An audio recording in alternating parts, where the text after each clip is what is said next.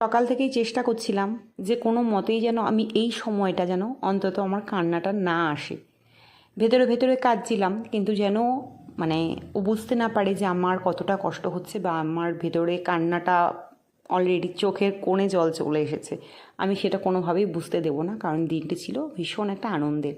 তো সেইভাবেই সকালবেলায় ঘুম থেকে উঠে বেরিয়ে পড়েছি দিদির মেয়ে আইবুড়ো ভাত দেবো। তোমরা দেখে বুঝতে পারছো যে এটা কোথায় গেছি। এখানে গেছিলাম হচ্ছে ভূতের রাজা দিল বরে। অনেক দিন আগে থেকে প্রিপারেশন ছিল যে ওর আইবুড়ো ভাত দেবো, আর আমি নিজে হাতে রান্না করে সুন্দর করে সাজিয়ে গুছিয়ে। তো যাই হোক, পরিস্থিতির কারণে সবসময় যে যেটা ভাববো সেটা হয়, সেটা কখনোই সম্ভব নয়। তো চলে গেলাম ভূতের রাজা দিল বর। সেখানে গিয়ে আমরা একটু ফার্স্ট বসলাম, বসে তারপর ওখানে আমরা বুক করলাম কোন থালি দেবো।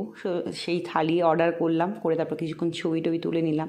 হ্যাঁ, হয়তো বাড়িতে যদি আমি দিতাম হয়তো এত সুন্দর করে সাজিয়ে দিতে পারতাম কি না জানি না, কিন্তু মনের মধ্যে ঠিক এরকমভাবে সাজিয়ে দেবো সেটাই ছিল। তো যাই হোক, ঠাকুর শুনেছে। আর মন থেকে কোনো জিনিস চাইলে, আর যদি সেটা ভালোবাসার সাথে হয়, অবশ্যই হয়। দেখো থালি চলে এসেছে, আর কত সুন্দর করে সাজিয়ে গুছিয়ে একদম পরিপাটিভাবে ওকে আইবুড়ো ভাত দেওয়ার জন্য ধান দুব্বো দিয়ে নিচ্ছি।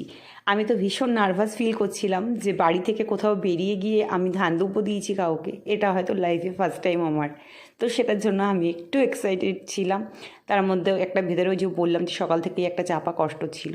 তো ফাইনালি আমি দেখো ওকে ধান দুব্বো দিয়ে আশীর্বাদ করার পর কান্নাটা বেরিয়ে এলো। ওর মুডটা খাওয়ার সময় খারাপ করে দিলাম।